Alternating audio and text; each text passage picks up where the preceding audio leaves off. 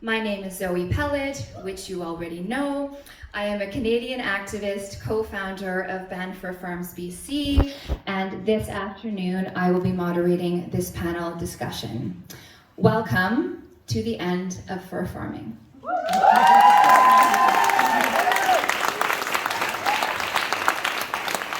And at this point, I'm going to invite our panelists to join me. So please welcome Amy, Laura, and Enric.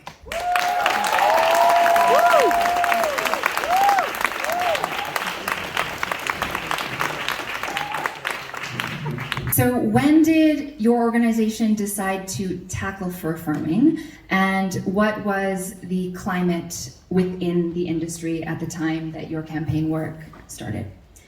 Well, it's been something that I have been working on pretty much since before 2007, and there was a few almost successes with banning fur farming in Ireland, but at the last hurdle it would fall politically, engagement. But it was a long time coming, and it took a lot of work, a lot of effort, but the campaign that eventually won was a nationwide campaign, and local groups from around the country got involved, and it was very popular even in the media, and it just all came together perfectly at last. But it was a team effort, not just our organisation. It was not just a campaigning win, it was a legislative win as well. We work just naturally, all of us are all, left-wing activists, human rights activists as well. We work a lot with left-wing parties, some of whom were politicians in government at the time, and the opposition, and they saw a video that we managed to take undercover inside a fur farm. And when they saw that, they asked to meet with us about teaming up to propose a bill. And they already knew us from human campaigns that we were working on with them and volunteering with anyway, so it was a natural link up. And I remember specifically when we were there discussing the bill, we made it very clear that we did not want them to offer the fur farmers alternative animal use industries. And that was really important to us at the time, that when they're getting into debates, whether it's on radio or in Parliament, that they stick with it has to be a non-animal alternative.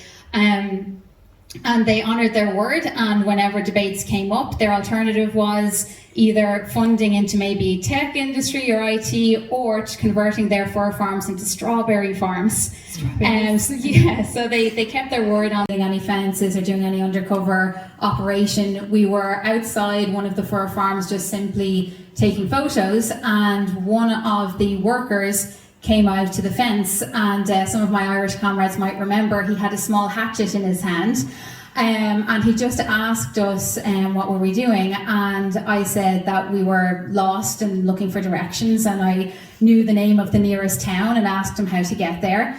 Then I asked him what was the place. He told me what it was. I said, do you not think that's cruel? And he said no. And I just said, I don't know why, I just said, can I go in and have a look? And he said, okay. And one of us had a camera. And so we got them to hide the camera under their jacket. And we walked in, and it was horrific, as you can imagine. But we were going up and down fur sheds, asking him questions, talking about how amazing it all looked and how surprised we were and what a place. But what then did happen was the owner of the fur farm radioed him, I guess to ask what was going on or where he was. And the owner of the fur farm, about maybe 7 years previous, me and him had a head-to-head debate, so he would definitely recognize me. So all of a sudden we had to make our excuses and leave to go to this party we were having in the next town. And we ran out of there, kept driving to the nearest town till we were safe. Then I think we all cried afterwards. But then we were able to turn that into the campaign video that went viral and got us the legislation to ban it.